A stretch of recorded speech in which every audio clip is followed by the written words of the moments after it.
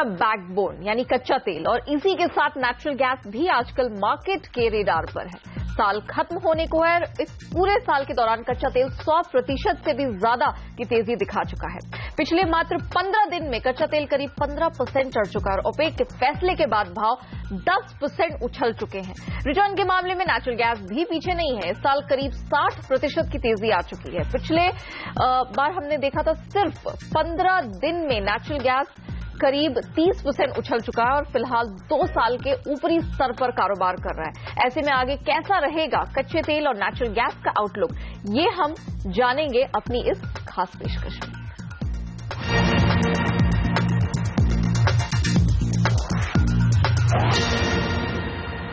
नमस्कार, मैं हूं नेहा आनंद। हमारे साथ है कमोडिटी गुरु जी चंद्रशेखर, कुंवर जी कमोडिटीज के रिसर्च हेड रवि देवरा और एंजल कमोडिटीज के senior research analyst Prathamesh Mallya भी हमारे साथ है। आप तीनों का स्वागत है।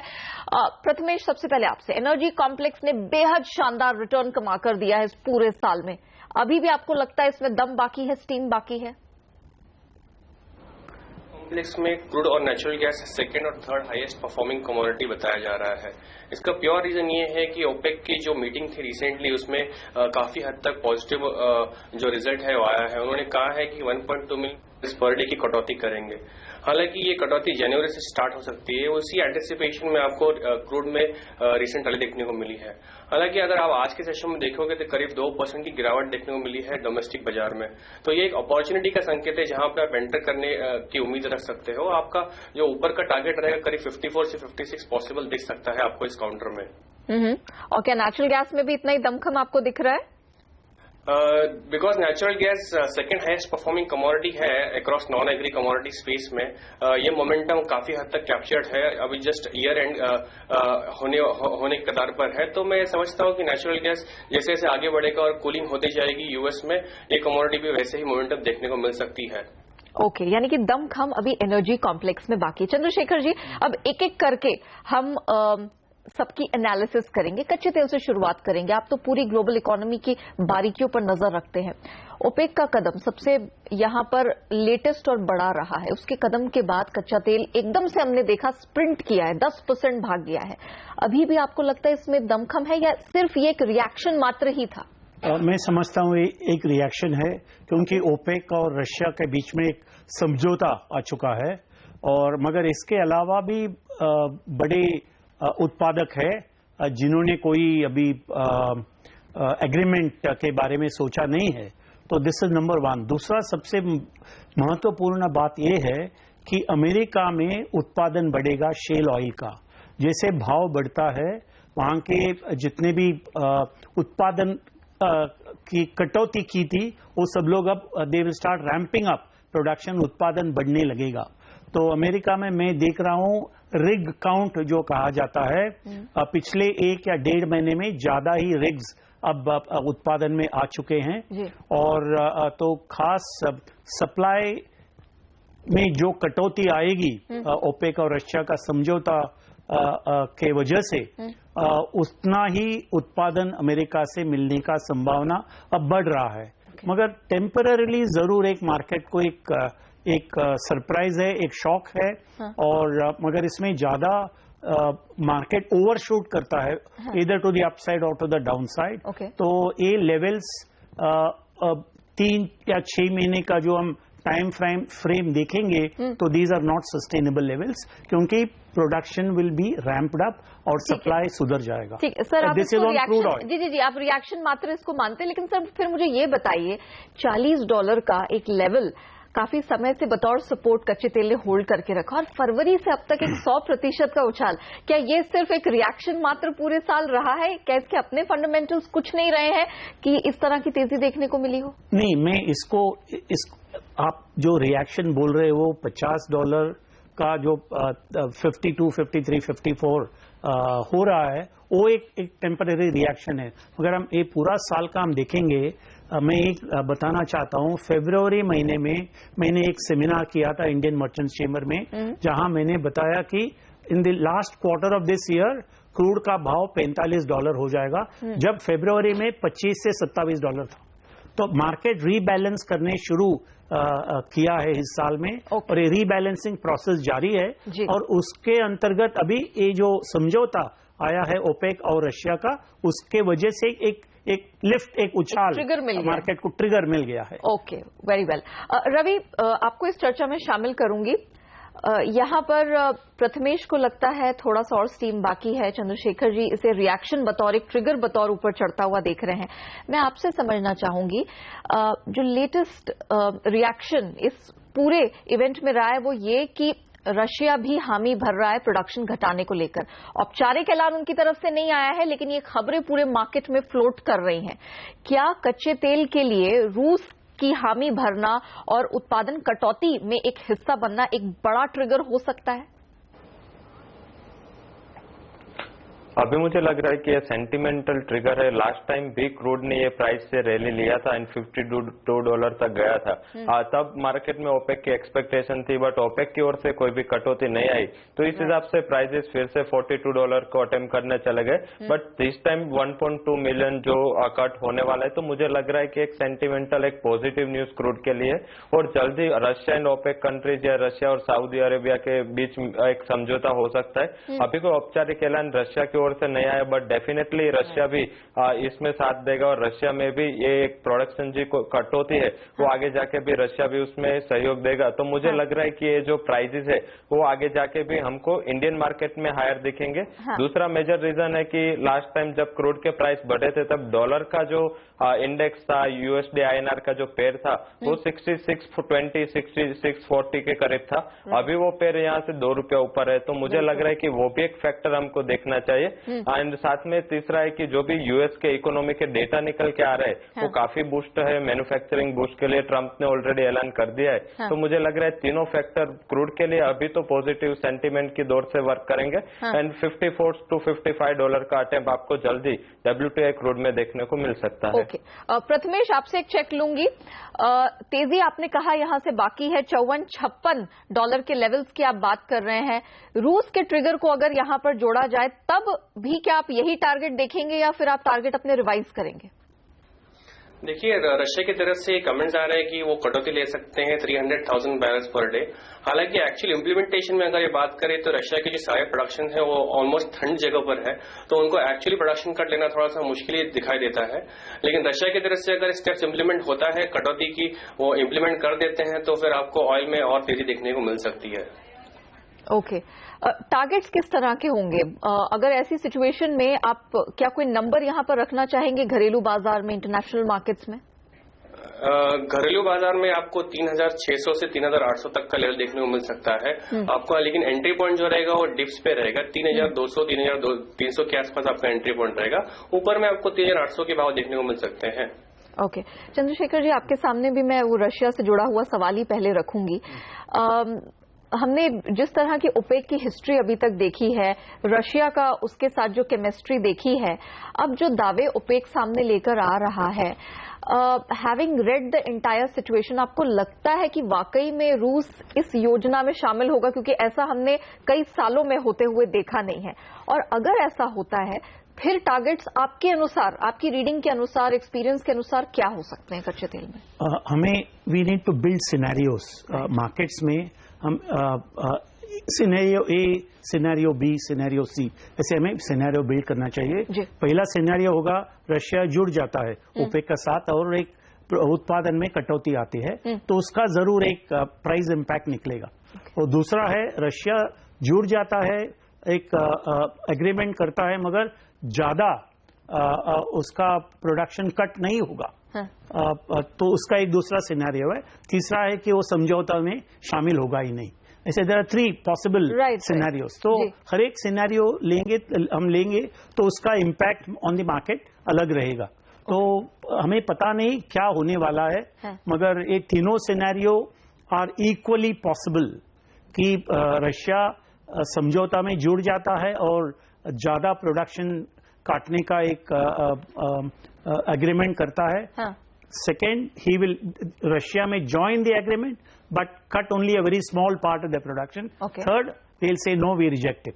सर, तीनों आर इक्वली लाइकली। ऐसे सिनेरियो में अगर मान लीजिए पूरी तरह से मुकर जाता है रशिया बाद में, क्या $40 के नीचे क्रूड लुढ़केगा? और अगर जुड़ जाता है और ओपेक के मर्जी बतौर कटौती करता है तो क्या 60 या उसके ऊपर के लेवल जाएगा? मैं ये एक सिनेरियो समझना चाहती हूँ। समझ गया। ऐसा है कि सिर्फ रशिया एक फैक्टर नहीं है, रशिया के अलावा भी और फैक्टर्स हैं, और खास करके मैं अमेरिका को एक बड़ा फैक्टर अब समझ रहा हूं, क्योंकि ट्रंप का जो पॉलिसी है इसको डोमेस्टिक प्रोडक्शन को बढ़ावा देने का पॉलिसी रहेगा, और जितना भी भाव बढ़ता है अमेरिका का रिग काउंट भी बढ़ेगा, अमेरिका का शेल ऑयल का उत्पादन बढ़ेगा, और उसके वजह से जरूर सप्लाई भी बढ़ेगा, उसका असर हमें भाव में दिखेगा। नंबर 1। नंबर 2, ये जो क्रूड ऑयल मार्केट है काफी स्पेकुलेटिव फंड ड्रिवन मार्केट है, तो इसमें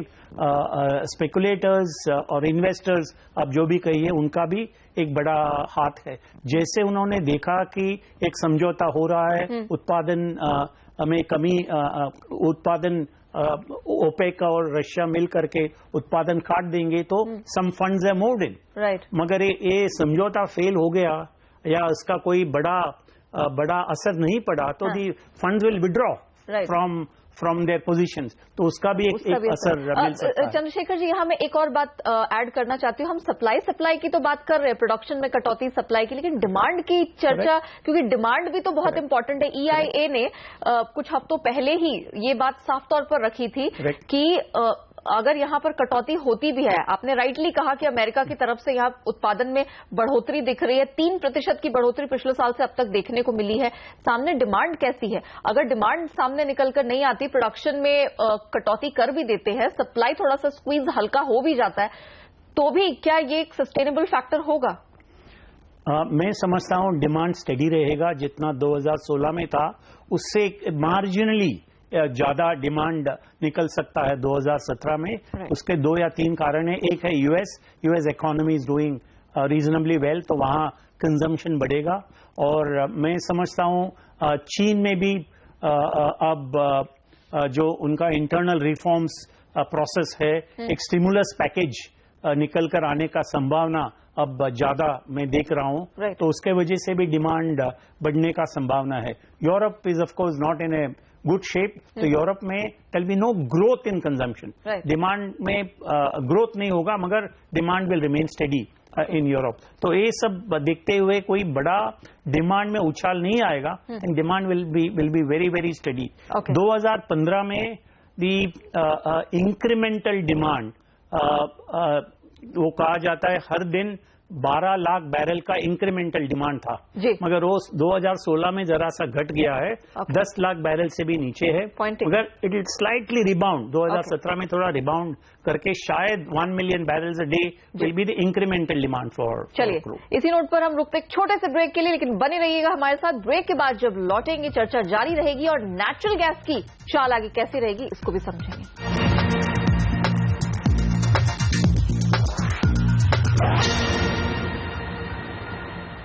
आपका हमारी खास चर्चा में एक बार फिर से स्वागत है। हम समझने की कोशिश कर रहे हैं कि एनर्जी कॉम्प्लेक्स में जितनी तेजी आ चुकी है उसके बाद और कितना दमखम बाकी है। फोकस हम नेचुरल गैस पर करेंगे। चंद्रशेखर जी, साल 2005 के बाद पहली बार नेचुरल गैस का जो सालाना उत्पादन है वो घटने जा रहा है। आपको लगता है दाम और बढ़ेंगे? हाँ, जरूर। मैं समझता हूँ शॉर्ट टर्म में दाम बढ़ने का संभावना बढ़ गया है। इसके 2 या 3 कारण है। पिछले 6 या 7 साल में एक बेयर मार्केट में चल रहा था नेचुरल गैस, वो बेयर मार्केट अब खत्म हो चुका है और भाव बढ़ने लगे हैं और आगे जाकर के भी बढ़ने का संभावना है। इसका 3 कारण है। एक है कि पिछले 2 या 3 साल में ज्यादा कुछ इन्वेस्टमेंट नहीं निकला है इन gas production. On the other hand demand काफी स्टेडी चल रहा है। और तीसरा है, आगे हम 2 या 3 महीना जो सर्दी का मौसम है इन द नॉर्दर्न हेमिस्फीयर, तो मैं एकदम कड़ाके की सर्दी का इंतजार है सबको, क्योंकि ऑटम सीजन जो था उनका, फॉल अमेरिका में जो फॉल कहते हैं, ऑटम सीजन काफी माइल्ड था, मगर विंटर काफी सीवियर होने का संभावना है। खास करके अभी भी साइबेरिया में the winter is very severe, तो वहां वो कहते हैं आर्कटिक ब्लास्ट, तो आर्कटिक एरिया, आर्कटिक सर्कल से एक blast, cold blast northern America में आने का संभावना है। हाँ। उसके वजह से इलेक्ट्रिसिटी का उत्पादन बढ़ेगा और natural gas is the feedstock for electricity production North America में। तो seasonal demand will play a role. Investment कम है, उत्पादन बढ़ नहीं रहा है और इन्वेंट्री कम हो रहा है। तो ये सब कारण है, फंडामेंटल रीजन, जिसके वजह से मैं समझता हूँ एक उछाल मिलेगा नेचुरल गैस के भाव। प्रथमेश, आपने शो की शुरुआत में ही कहा था आपको नेचुरल गैस में लग रहा है एक तेजी रहेगी, लेकिन हम इंटरनेशनल एनर्जी एजेंसी डिपार्टमेंट के अगर आंकड़ों पर नजर डालें, पिछले 3 हफ्ते से लगातार इसके भंडार कम होते चले जा रहे हैं। हालांकि 1 महीने पहले के मुकाबले भंडार अभी भी काफी ज्यादा है। ऐसे में अब सीधा सवाल ये उठता है कि ये जो करंट तेजी है 240-42 के स्तर पर नेचुरल गैस है, ये तेजी टिकाऊ कितनी है? देखिए, सितंबर से देखोगे अगर नवंबर तक जो क्लाइमेट है वो काफी वार्म रहा है। अभी रिसेंटली लास्ट वीक में ही जो फोरकास्ट है वो थोड़े से ठंडे हुए हैं। क्लाइमेटिक प्रेडिक्शंस बता रहे हैं कि आने वाले हफ्ते में भी आपको ठंड जारी रहेगी। इसी के कारण आपको लास्ट 2-3 वीक्स में नेचुरल गैस की इन्वेंट्रीज में विड्रॉल देखने को मिला है। और अगर आने वाले हफ्तों में अगर इन्वेंट्री ऐसे ही विड्रॉल होती रहेगी तो नेचुरल गैस को काफी बूस्ट मिल सकता है इस पर्टिकुलर विड्रॉल से। हाँ, तो फिर ऐसी स्थिति में आप यहां से आउटलुक कैसा देख रहे हैं? ऑलरेडी 240 के पास के लेवल्स हैं, आप यहां से और कितनी तेजी देख रहे हैं, कंसिडरिंग द फैक्ट कि कमोडिटी काफी वॉलेटाइल है, बहुत झटके में उतार और चढ़ाव इसमें देखने को मिलते हैं? देखिए, यही की तरफ से एक फोरकास्ट आया है जहां पे उन्होंने कहा है कि 2015 में नेचुरल गैस का जो पोर्शन है इलेक्ट्रिसिटी जनरेट करने के लिए करीब 33% रहा है। 2016 में भी करीब 34% का कंट्रीब्यूशन माना जा रहा है इलेक्ट्रिसिटी जनरेशन के लिए। और एक्सपेक्टेशन यही है कि नेक्स्ट ईयर में जो कोल का कंट्रीब्यूशन है इलेक्ट्रिसिटी जनरेट करने के लिए वो कम हो सकता है। तो वो नंबर्स है 33% और 31%। 33% नेचुरल गैस कंट्रीब्यूशन होगा, 31% जो है कोल कंट्रीब्यूशन होगा। इसका क्लियर इंडिकेशन यह है कि natural gas as a commodity for electricity generation काफी अच्छे तरीके से यूज हो सकता है नेक्स्ट ईयर में। और आपको यही फंडामेंटल फैक्टर्स रहेंगे जो नेचुरल गैस आने वाले सर्दी में भी आपको काफी अच्छा भाव देखने को मिल सकता है। आपको डिप्स मिलेंगे 220-230 के आसपास, तो काफी अच्छी एंट्री पॉइंट बनती है आपकी। 200 रुपए का स्टॉप लॉस रहेगा डोमेस्टिक मार्केट्स में, आपको ऊपर में 280 और 300 के भाव देखने को मिल सकते हैं। रवि, घरेलू बाजार में आपका चेक लेना चाहूंगी नेचुरल गैस में, आप यहां से चाल किस तरह की देख रहे हैं? हाँ, मैं प्रथमेश की बात से पूर्णतः सहमत हूँ। मुझे भी लग रहा है कोई भी डिप होता है तो ये एक अच्छी अपॉर्चुनिटी है। दोनों एनालिस्ट के व्यू मैंने सुने, मैं एक और फैक्टर ऐड करना चाहूंगा। उसमें लास्ट जो पेरिस समझौता हुआ, जो सारे कंट्री से जो एग्री हुए क्लीन एनर्जी के लिए, तो मुझे लग रहा है कि आगे जाके कोल एंड क्रूड का जो कंजम्पशन है उसके सामने नेचुरल गैस का कंजम्पशन काफी बढ़ेगा, जो एक क्लीन एनर्जी के एक सोर्स के रूप में देखा जा रहा है। तो मुझे लग रहा है कि इंडस्ट्रियल डिमांड भी एक अच्छी रहेगी। साथ में विंटर है, काफी सीवियर है यूएस में भी, जिस हिसाब से वेदर डिपार्टमेंट के जो भी रिपोर्ट्स आ रहे हैं, तो मुझे लग रहा है कि ये जल्दी 260 के लेवल अचीव करेगा। मैंने भी आपके शो में लास्ट टाइम जब भी शो होता था 160 के प्राइस पे हमने 260 का टारगेट दिया था। मुझे लग रहा है कि ऐसे ही फैक्टर रहे तो अभी 300 तक की रैली नेचुरल गैस के प्राइसेस में देखी जा सकती है। 300 तक की रैली दिखेगी। हम ब्रेक में जाने वाले, लेकिन उससे पहले 30 सेकेंड का क्विक रिएक्शन चंद्रशेखर जी आपसे लेना चाहूंगी। हाँ बिल्कुल, ये जो इन्वेंट्री घट गया है उसका एक बड़ा उछाल मिला है भाव को, मगर और एक खास कारण है कि लैक ऑफ इन्वेस्टमेंट, जैसे मैंने पहले बताया। मगर अब इन्वेस्टमेंट अंदर आने लगा है नेचुरल गैस उत्पादन में, खास करके अमेरिका में गैस रिग काउंट बढ़ने लगा है। 80 रिग्स थे अगस्त महीने में, अभी 115 या 120 रिग हो चुके हैं नवंबर में। तो इसके वजह से उत्पादन भी बढ़ेगा, मगर इन्वेंट्री कम होते जा रहा है। अगर आगे जाकर के मार्च का बाद मैं समझता हूं इन्वेंट्री घटेगा नहीं मगर बढ़ेगा due to seasonal factors. Alright, चलिए कंसेंसस फिलहाल यही निकल कर आ रहा है कि कच्चे तेल में भी बहुत सारे इफ्स एंड बट्स हैं, लेकिन कच्चे तेल और नेचुरल गैस दोनों में आगे चल के भी तेजी देखने को मिलेगी। लेकिन रणनीति आपको क्या अपनानी है, किससे आपका रिस्क रिवॉर्ड रेशियो बेहतर बैठेगा, ये हम समझेंगे एक छोटे से ब्रेक के बाद।